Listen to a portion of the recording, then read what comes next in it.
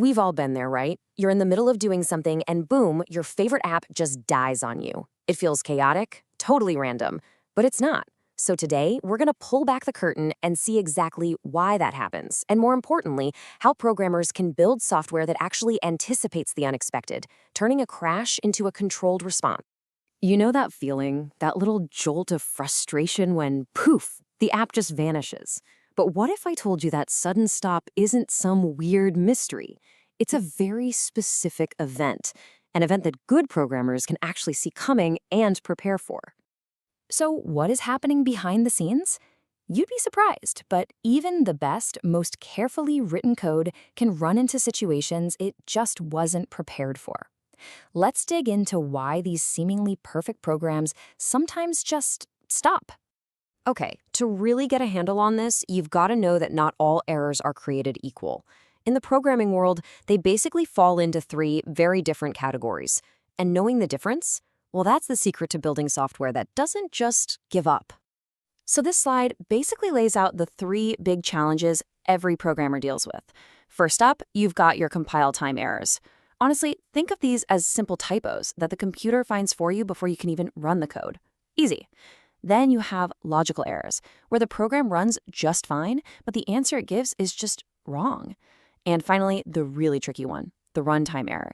This is the one that pops up out of nowhere while a real person is using the application. All right, let's start with the easiest one of the bunch. Before any code can run, a special program called a compiler basically reads through it like a super strict grammar teacher.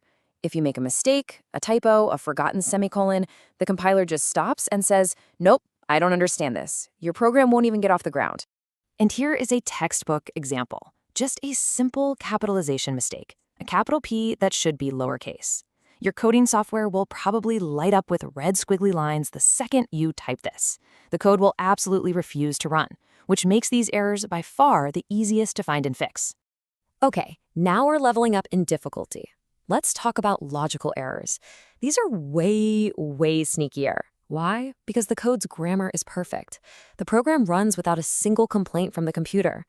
The only problem is, it's just not doing what you wanted it to do. This is the classic bug that keeps programmers up at night. Just imagine you built a calculator app. It looks great, the buttons all work, the code runs beautifully.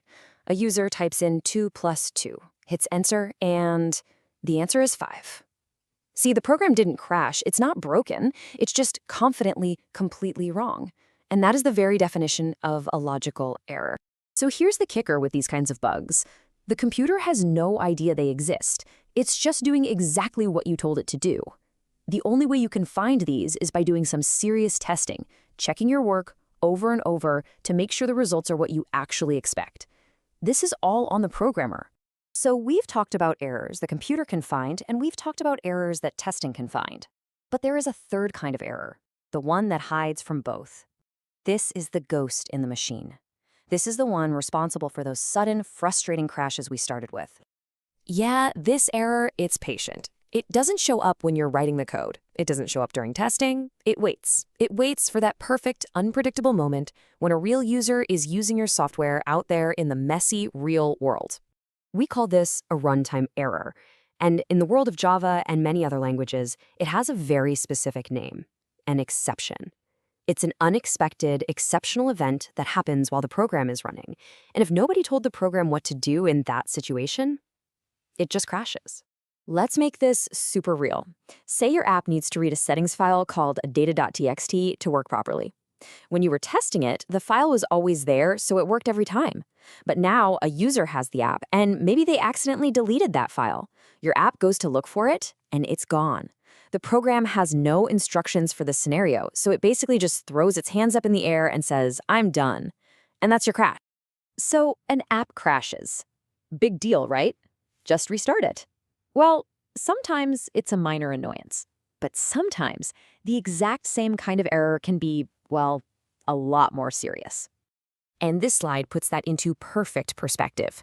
You know, if that simple calculator app we talked about crashes, who cares? It's annoying, but no big deal.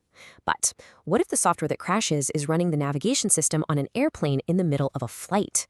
The stakes are just a little bit higher, wouldn't you say? And it's not just airplanes. Just think about all the critical software that our world depends on. medical scanners, banking systems that process millions of transactions, air traffic control. In these systems, a program just deciding to stop is absolutely not an option. The consequences are just too great. This quote right here, this gets to the absolute core of what it means to be a professional programmer. The goal isn't to create a magical program where nothing ever goes wrong, because that's impossible. The goal is to build a program that's tough enough to keep going even when things do go wrong. And this brings us to a really important idea in modern software design. It's not about writing flawless code that never hits an error. It's about writing resilient code, code that knows how to handle a problem, how to fail gracefully, without bringing the whole system down with it. Okay, so if we know these runtime errors are bound to happen, if we know we can't possibly predict every little thing that could go wrong, then what's the game plan? How do you stop a critical piece of software from just giving up? And here's the answer. This is the whole point. We have to plan for failure. We have to write code that actively looks for these exceptions and says, aha, if this happens, don't panic. Here's plan B. This whole process is called exception handling. Now, one smart thing to do is to be proactive, right? You can write code that checks if a file exists before you try to open it, or checks if a number is 0 before you try to divide by it. These checks are great, they reduce the risk, but you can't possibly think of everything. It's impossible. And that's why you still need that safety net. So the huge takeaway here is this shift in thinking. Instead of aiming for this impossible goal of perfection, the real goal is to build robust, resilient software. Maybe the program can't read the file that isn't there, but instead of crashing, it can show a friendly message to the user that says, hey, file not found, and then keep running. That's a graceful failure. And this is really what separates good code from truly great code. It's not just about getting the right answer when everything is perfect. It's about what the code does when the world gets messy and unpredictable. Great code is defined by its strength and composure when things go wrong.